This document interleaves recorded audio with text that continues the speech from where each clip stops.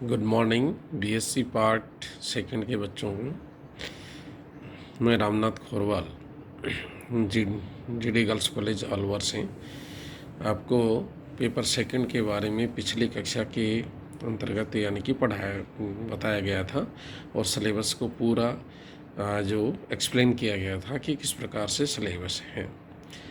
सामान्यतया यह आप लोगों को विदित है कि पादप की जो कार्यकी है उसी का संबंध है जो सीधा कोशिका से होता है। जब प्लांट फिजियोलॉजी का कोशिका से होता है तो सर्वप्रथम हमें ये समझ लेना चाहिए कि पादप फिजियोलॉजी क्या है।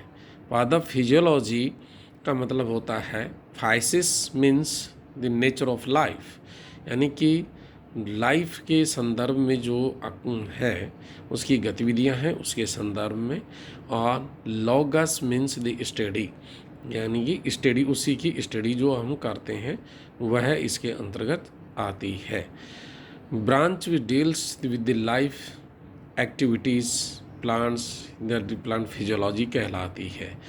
और इसी के साथ ही साथ वह साइंस जो प्लांट फिजियोलॉजी के अंतर्गत है, जो प्रॉपर्टीज़ को और फंक्शंस को लिविंग ऑर्गेनिजम्स में नॉर्मली उसका अध्ययन किया जाता है, उसी को हम है जो प्लांट फिजियोलॉजी कहते हैं।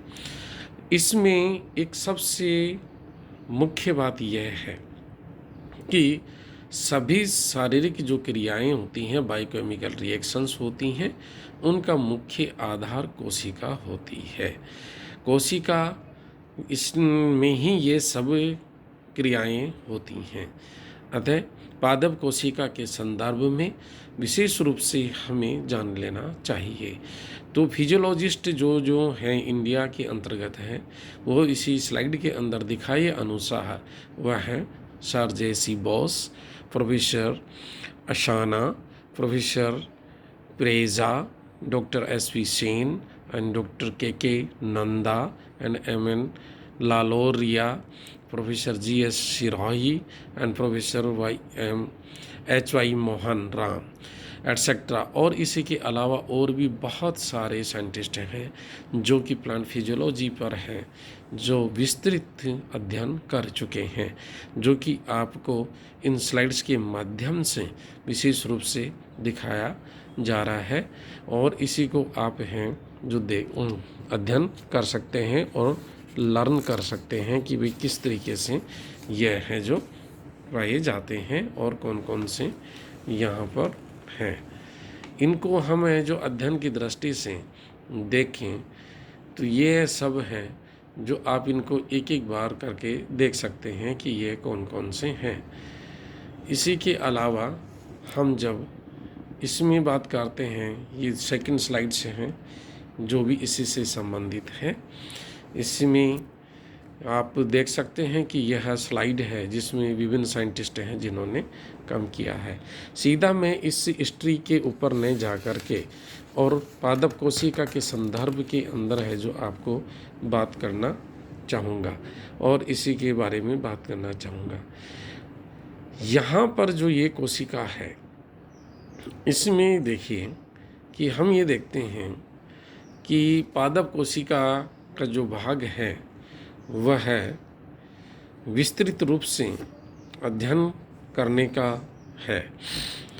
पादप कोशिका में हम ये देखते हैं कि यह एक आपने सेकेंड ईयर फर्स्ट ईयर के अंदर पढ़ा होगा कि पादप कोशिका है जो शरीर की क्रियात्मक एवं संरचनात्मक इकाई होती है। क्रियात्मक का मतलब ये होता है कि इस कोशिका के जो भी बायोकेमिकल रिएक्शंस जैव रासायनिक अभिक्रियाएं जो होती हैं वह इस कोशिका के अंतर होती हैं।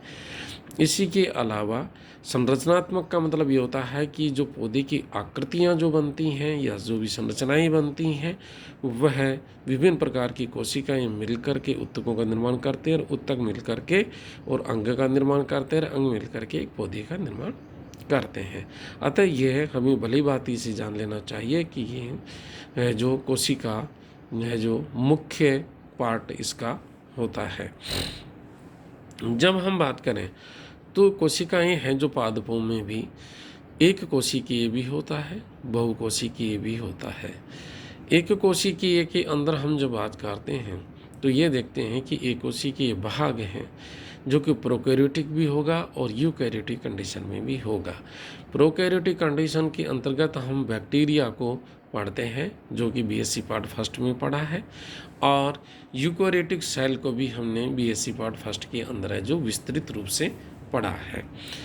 जब इस संदर्भ में हम देखें प्रोकैरियोट्स के अंदर वह ऑर्गेनिज्म आते हैं जिनमें केंद्रक है जो इंसिपिएंट होता है, यानी कि केंद्रक उसमें डेवलप्ड नहीं होता, और वो उसका जेनेटिक मटेरियल है वह सेंटर में या साइटोप्लाज्मा में एक निश्चित स्थान के ऊपर उपस्थित होता है। वह हेलिकल होता है, डबल हेलिकल होता है, सिस्बेलाकार होता है। इसमें यह निर्भर करता है कि वह किस प्रकार का प्रोकैरियोटिक ऑर्गेनिज्म है। लेकिन पौधों के बारे में जैसे बैक्टीरिया है जो है पादप के अंतर्गत स्टडी की जाती है, और उसी का अध्ययन है जो प्रोकैरियोटिक सेल के अंतर्गत किया जाता है।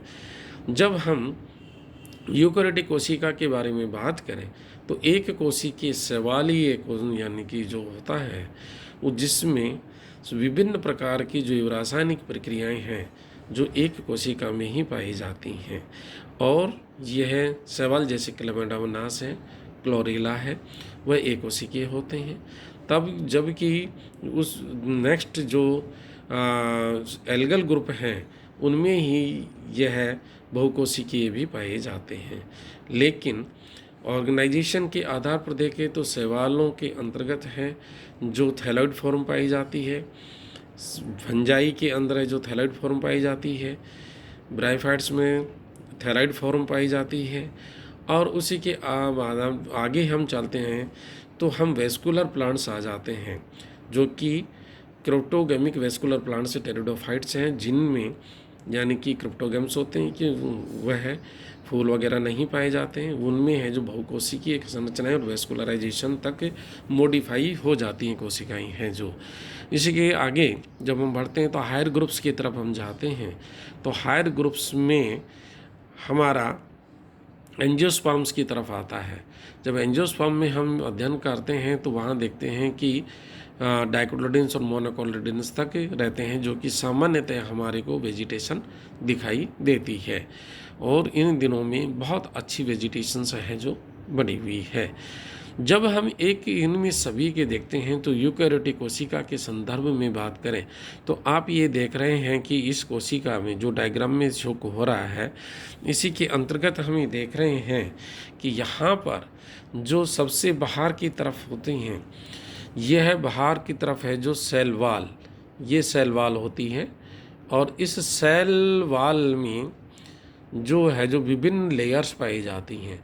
इसका मतलब है कि सेल वाल होती है, ये बीच का पार्ट है जो कि ये लमिला के रूप में पाया जाता है। इसी में ये बीच वाला भाग है, ये वाल है, ये दूसरी कोशिका है, इधर वाली ये दूसरी कोशिका है, ये तीसरी कोशिका है, ये चौथी कोशिका है। तो इस प्रकार से बहुत सारी कोशिकाएं एक कोशिका को घेरे हुए रहती हैं, और इनके अंदर है जो एक वाल का फॉर्मेशन, वाल के अंदर है जो डेड ऑर्गेनिक मटेरियल होता है जो कि बहुत सारे फाइब्रिलर टाइप के स्ट्रक्चर्स से बनी हुई होती हैं, और इसमें मैट्रिक्स होता है। मैट्रिक्स के साथ साथ में जब हम इसी का अध्ययन करते हैं तो हम ये देखते हैं कि सेल वाल है जो एक प्रोटेक्शन का काम करती हैं, लेकिन इस सेल वाल में आप देख रहे हैं कि ये एक पिट है जिसके द्वारा आदान प्रदान होता है, यह साइटोप्लाज्म मटेरियल का आदान प्रदान होता है। ये आपने है जो कोशिका में पढ़ा होगा कि विभिन्न प्रकार के होते हैं, ब्लाइंड पिट भी होते हैं, सिंपल पिट होते हैं, बॉर्डर्ड पिट होते हैं, और डॉलीपोर पिट होते हैं। इस प्रकार से बहुत सारे यानी पौधों की वैरायटी के आधार पर हैं जो इसमें पिट्स पाए जाते हैं, लेकिन मुख्य फंक्शन इनका यही होता है। इसी के बाद में जब हम कोशिका की तरफ हम देखते हैं तो अंदर की तरफ आते हैं तो इसमें प्लाज्मा मेम्ब्रेन होती है, यानी कि प्रोटोप्लाज्म होता है। प्रोटोप्लाज्म का मतलब है कि सेल वाल के अंदर समस्त जितना भी ये है मटेरियल यहाँ से एक से लेकर दूसरे छोर तक कोशिका की मेम्ब्रेन तक यानी कि होता है, उसको हम प्रोटोप्लाज्म कहते हैं। प्रोटोप्लाज्म को हम दो भागों में विभक्त करते हैं। वह दो भाग होते हैं इसी के अंदर, एक न्यूक्लियस और एक साइटोप्लाज्म। न्यूक्लियस के अंदर है जो जेनेटिक मटेरियल और मैट्रिक्स वगैरह होते हैं, जिसके बारे में अभी अध्ययन करेंगे। और उसी के बाहर जो होता है, जिसको हमें जो क्रोमोप्लाज्म भी बोलते हैं और साथ ही साथ में इसको साइटोप्लाज्म बोलते हैं। साइटोप्लाज्म में आप देख रहे हैं कि ये बहुत बड़ी एक वैक्यूला होती है। वैक्यूल कौन रिक्तिका होती है, जिसमें अपशिष्ट पदार्थ यानी कि विद्यमान होते हैं। इसी में है जो माइटोकॉन्ड्रिया होता है, जिसके द्वारा ये यानी कि श्वसन की प्रक्रिया होती है, और इस श्वसन की प्रक्रिया से है जो एटीपी का सिंथेसिस होता है, और इसको पावर हाउस के रूप में जाना जाता है। इसी के बाद में स्पिरोसोम्स होते हैं। इसमें यह है जो वाल इसी के साथ साथ में हम देखते हैं कि बहुत सारी चीज़ें हैं जो इसके अंदर आपको देखने को मिलते हैं, जैसे प्लास्टिड्स हैं, ये प्लास्टिड्स भी देखने को मिलेंगे, प्लास्टिड्स हैं। तो इसमें क्या है कि दो प्रकार के सेल ऑर्गेनेल्स मिलते हैं। एक होता है सिंगल मेम्ब्रेन और दूसरा होता है डबल मेम्ब्रेन। डबल मेम्ब्रेन के अंतर्गत है जो वैक्यूल है, तो वैक्यूल है जिसको कि हम क्या कहते हैं, वैक्यूल की ये जो झिल्ली होती है, जिसको हम टोनोप्लास्ट के नाम से जानते हैं। टोनोप्लास्ट के अलावा ये इसमें सेल सेप भरा हुआ होता है, और यहाँ पर जो प्लास्टिड्स हैं जिनके अंदर भी जो क्लोरोप्लास्ट के अंदर ये प्लास्टिड्स हैं जिनमें भी मैट्रिक्स भरा होता है, और ये ग्रेना इसके अंदर स्टेर के रूप में पाया जाता है। इसी के अंदर है जो ये बहुत सारी एंडोप्लाज्मिक रेटिकुलम भी होती है। एंडोप्लाज्मिक रेटिकुलम के ऊपर दो प्रकार की यानी कि संरचना, एक स्मूथ है और एक है जो रफ होती है। रफ इसलिए होती है कि उसके ऊपर राइबोसोम्स हैं जो ये कणिकाओं के रूप के अंदर विद्यमान है। ये कणिकाओं के रूप के अंदर यहाँ पर ये है विद्यमान है। ये देख रहे हैं आप कणिकाएँ, ये विद्यमान है यहाँ पर है जो। इसी में लाइसोसोम्स भी होते हैं और बहुत सारी चीज़ें इसके अंदर यानी कि पाई जाती हैं। इसी के साथ साथ इसमें एंडोप्लाज्मिक रेटिकुलम होती हैं जो कि ये स्केलेटन का काम करती हैं और इसको बांधे रखती हैं। गोल्जी बॉडी है जो एक बहुत बड़ा पार्ट होता है, जिसके द्वारा है जो फैट्स का सल्टेंस किया जाता है। ये देखने को यानी कि इसके अंदर मिलते हैं। इसके बाद में हम इस सेंटर की तरफ आते हैं, तो सेंटर में ये बहुत ही इम्पोर्टेंट ऑर्गन होता है जिसको हम कहते हैं यानी कि न्यूक्लियस। न्यूक्लियस होता है जो बहुत बड़ा होता है, जिसमें न्यूक्लियोलस होती है। न्यूक्लियोलस के अलावा हेट्रोक्रोमेटिन होता है। हेट्रोक्रोमेटिन का मतलब ये है कि इसी में जो स्टैंड पार्ट होता है उसको है क्रोमोसोम्स का, उनको हेट्रोक्रोमेटिन, और कम होता है उसको यूक्रोमेटिन के नाम से जानते हैं। और इसी के बाद के अंदर न्यूक्लियर मेम्ब्रेन होती है जो कि डबल मेम्ब्रेन होती है, और इसी में पेरिप्लाज्म यानी कि पाया जाता है। बीच की जो मेम्ब्रेन होती है दो लेयर्ड होती है जिसमें पेरिप्लाज्म पाया जाता है।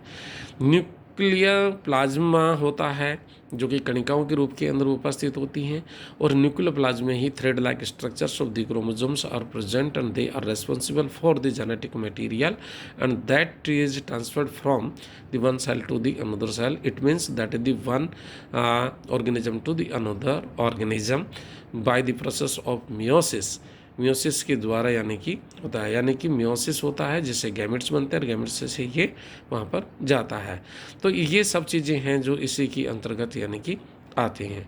और इसी में हम हैं ये देखते हैं कि कोशिका के अंदर विभिन्न प्रकार के ऑर्गन्स हैं जो क्या क्या काम करते हैं, जो आगे हम बहुत ही विस्तृत और उसके बारे के अंदर हम अध्ययन करेंगे। और अध्ययन की दृष्टि से हम ये देखते हैं कि यह है जो काफ़ी अधिक मात्रा के अंदर एक टिपिकल सेल के संदर्भ में हमने आपको बताया। अब हम देखते हैं कि बायोकेमिकल, इसके अंदर fine structure and the biochemical organisation. Biochemical organisation का मतलब ये होता है कि जो सेल होती है वह कोशिका है जो किस प्रकार से उसमें संगठनात्मक स्थिति पाई जाती है, उसके बारे में हम देखते हैं और अध्ययन करेंगे। जब संगठनात्मक दृष्टि से हम देखते हैं तो ये है, इसमें एक विशेष कंडीशंस यानी कि मिलती हैं। जैसे प्रोटोप्लाज्म है, आप इसको देख रहे हैं प्रोटोप्लाज्म को, तो प्रोटोप्लाज्म में एक ऐसी स्थिति है जिसके आधार पर हम ये देख रहे हैं कि यह दिस इज द फिजिकल यानी कि फिजिकल बेसिस ऑफ लाइफ होता है, और जो कि पॉलीफेजिक कंडीशन और कोलाइडल फॉर्म के अंतर्गत यानी कि पाया जाता है। यह बायोलॉजिकल एनर्जी का भी कम करता है, यानी कि इसी के अंदर प्रोटोप्लाज्म में क्या होता है कि that is highly organised material which generate the energy of life. वो कैसे के हैं कि यह है जो केमिकल एनर्जी को बायोलॉजिकल एनर्जी के अंदर कन्वर्ट करता है। इसी वजह से जे हक्सले ने 1863 के अंदर इसी को फिजिकल बेसिस ऑफ लाइफ के नाम से जाना। एवरेज केमिकल कंपोजिशन है जिसमें वाटर, प्रोटीन और लिपिड्स, कार्बोहाइड्रेट्स, इनऑर्गेनिक मटेरियल्स ये सब होते हैं। इसी के अंदर मेजर जो एलिमेंट्स हैं जो इसमें दिखाए गए उसी के अनुसार कार्बन है, ऑक्सीजन है, हाइड्रोजन है, नाइट्रोजन है, टोटल 95% है ये हैं जो, और rest of 5% consist of traces elements जैसे calcium, phosphorus, chlorine, sulphur, potassium, sodium, magnesium, iodine and iron, ये इसके अंदर यानी कि विद्यमान होते हैं, जिन्हीं के आधार पर है जो प्रोटोप्लाज्म है जो कार्य करता है। इन प्रोटोप्लाज्म में सम सोल्यूट लाइक यानी कि होते हैं, जैसे शुगर है, साल्ट है, सिंपल एसिड्स है, बेसिस हैं, फॉर्म्स हैं, निट्रो क्रिस्टलाइन कंडीशंस के अंतर्गत यानी कि यह होते हैं। तो क्रिस्टलो कोलाइडल नेचर यानी मिक्सचर के रूप के अंदर यह पाया जाता है। इसी के साथ साथ इसी में क्या है कि प्रोटोप्लाज्म है जो इंटरसेलुलर कंडीशन मूवमेंट करता है, जो कि स्ट्रीमिंग मूवमेंट कहलाती है, साइक्लोसिस कहते हैं। यह है जो रोटेशन के रूप में होता है, यानी कि घूमता रहता है सर्कुलेशन में, यानी एक ही स्थान पे घूम करके वापस यानी कि आ जाता है। तो ये अलग अलग कोशिकाओं के अंतर्गत अलग अलग यानी कि इसमें पाया जाता है, और उसी के आधार पर हमें जो इसको ये कहते हैं, जो कि इन डायग्राम्स के अंतर्गत विशेष रूप से आपको दिखाया गया है, जो देख रही इसमें देख सकते हैं आप, है जो ये सारी हैं जो इसमें साइकोलॉजिकल कंडीशंस हैं। Thank you.